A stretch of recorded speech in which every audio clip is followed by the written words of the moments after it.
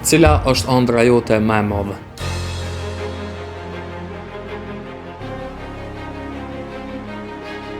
Për mu, ëndraja më e madhe edhe e vetme, kur kam qenë fëmijë i vogël, ka qenë me ndjek hapat e babës tem edhe mu bë mjek. Kështu që prej shkollës fillore e deri në fund të shkollës së mesme, synimi im ka qenë i qartë. Më bëni nxënës i mirë që ku të vinte koha të mund të pranohesha në fakultetin e mjekësisë. Mirë po, në jetë jo gjithmonë e marrim atë që dojmë.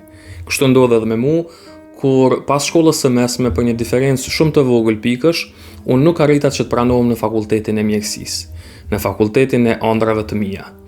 Në momentin kur e mora vesh këtë lajm, mu duk sikur dikush ma vodhi ëndrën para syve të mi. Mu duk sikur nuk do të kem më kur mundësi që të pranohem në këtë fakultet dhe që ta përfundoj ndonjëherë. E më pas, patjetër që filloi faza e dyshimit me çujt kështu, kur fillova që t'i konsideroj të gjitha opsionet e mia, si brenda ashtu edhe jashtë vendit. Mirë po mu, personalisht, nuk më flente zemra askund tjetër, për post në mjekësi. Kështu që e mora një vendim pak të vështirë për mu në atë kohë, vendosa me pauzu, me mësu edhe me provu përsëri herën tjetër. Mirë po fati kish pas plan diçka tjetër për mu. Unë nuk arrita që të pranohem as herën e dytë në fakultetin e mjekësisë. E si për ironi, tash edhe për një diferencë edhe më të vogël të pikëve. Herën e parë përbihet disi, mirë po herën e dytë fillon njeriu që t'i ketë dyshimet se a është në vërtet i destinuar për këtë rrugë apo jo, apo ndoshta vetëm është duke humbur kohën kot. Mirë po krejt e kundërta ndodhi me mu. Momentin kur e mora vesh që nuk jam pranu as herën e dytë, për mu u hapën ret, u qartësu pamja edhe u kriju vesh një shteg. On mjekësi o hiq. Edhe besojmë që kam qenë në gjendje me provu edhe ku me ditë sa vite të tjera, derisa të isha pranu në fakultet.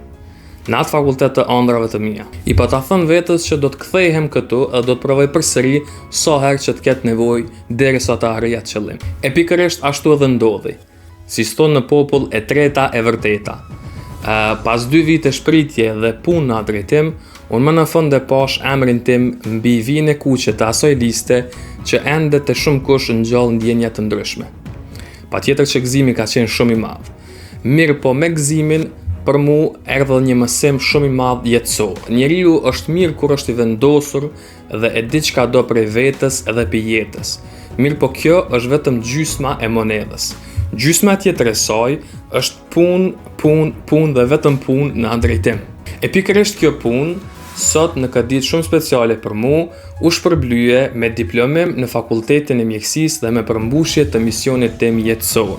Që kandidati Alihoti të promovuat në doktor të mjekësisë. Mirë po, duke qenë i vetëdijshëm që nuk jam as i pari e as i fundit që po diplomoj në këtë fakultet, unë me shumë modesti jam para jush me një mesazh të vetëm.